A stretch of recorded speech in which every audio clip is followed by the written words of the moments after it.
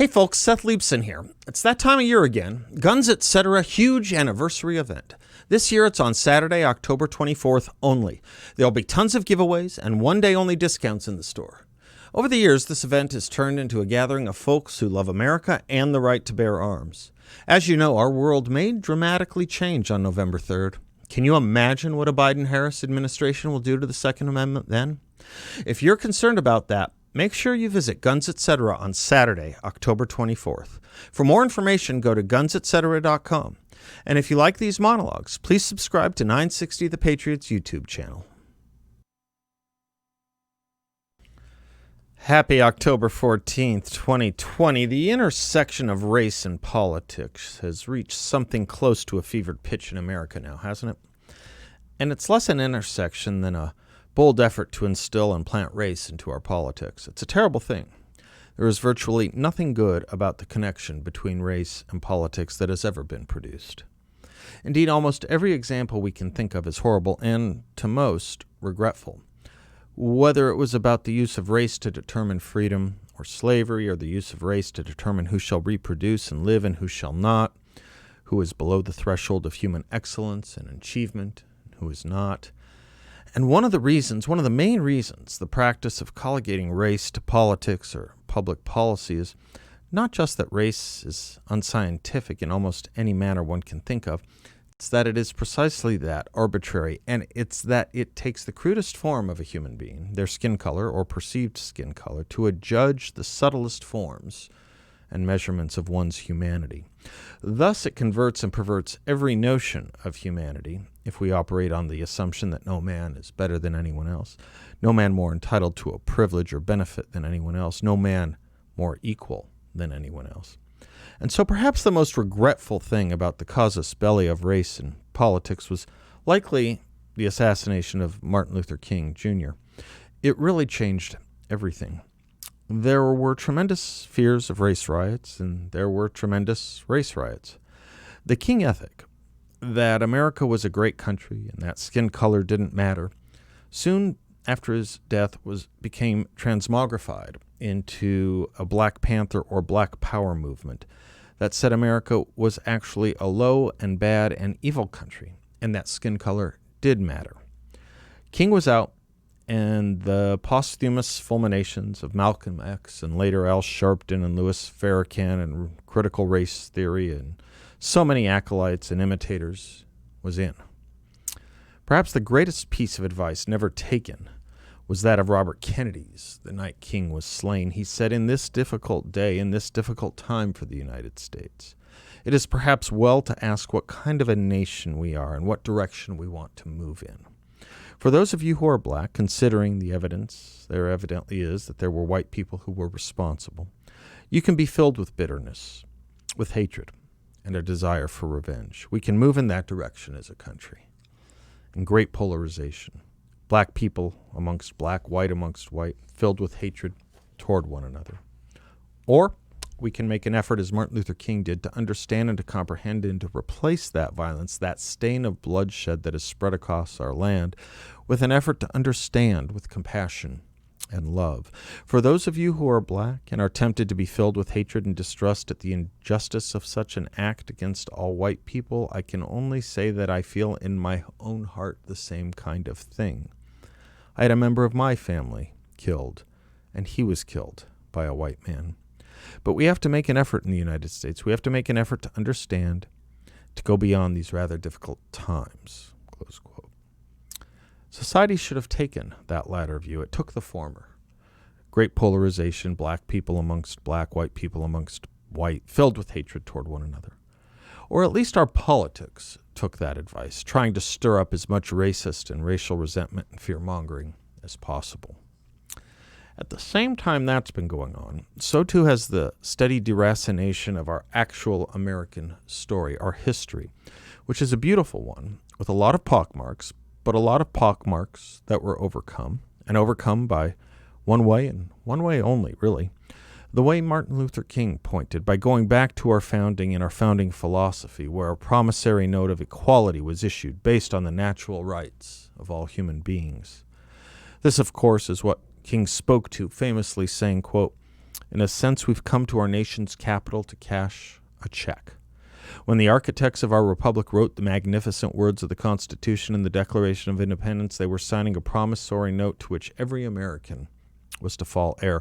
This note was a promise that all men, yes, black men as well as white men, would be guaranteed the unalienable rights of life, liberty, and the pursuit of happiness.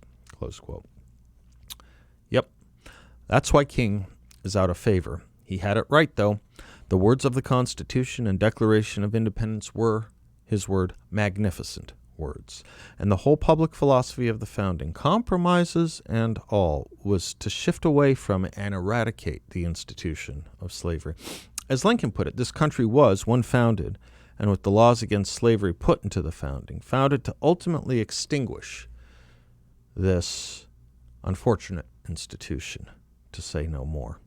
But it reverted and moved steadily away from the founding ethic as it moved towards the Dred Scott decision, about which Lincoln said this, quote, "In the founding days, by common consent, the spread of the black man's bondage to new countries was prohibited. But now Congress decides that it will not continue the prohibition, and the Supreme Court decides that it could not, if it would. In those days, our Declaration of Independence was held sacred by all and thought to include all. But now, to aid in making the bondage of the Negro universal and eternal, it is assailed and sneered at and construed and hawked at and torn till its framers could rise from their graves, and if they could, not at all recognize it. All the powers of earth seem rapidly combining against him. Mammon is after him. Ambition follows. And philosophy follows, and the theology of the day is fast joining the cry. They have him in his prison house. They have searched his person and left no prying instrument with him. One after another they have closed the heavy iron doors upon him, and now they have him, as it were, bolted in with a lock of 100 keys, which can never be unlocked without the concurrence of every key, the keys in the hands of 100 different men, and they scattered to 100 different and distinct places. And they stand musing as to what invention in all the dominions of mind and matter can be produced to make the impossibility of his escape more complete than they have made it. Close quote. So today, when we have the exposure to more intelligence and knowledge than any time in history, and so readily accessible, the efforts to turn us into aliens unknowledgeable in our own history seems it should be more difficult, right? No. One has to be taught to hate, as in the old Broadway show South Pacific tells us, carefully taught.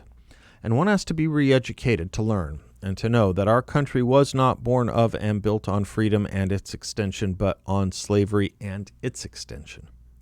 Our schools have done a magnificent job of doing that. Rather, I should say the progressive movement that took over all our schools while we slept at the switch has done a magnificent job of doing that.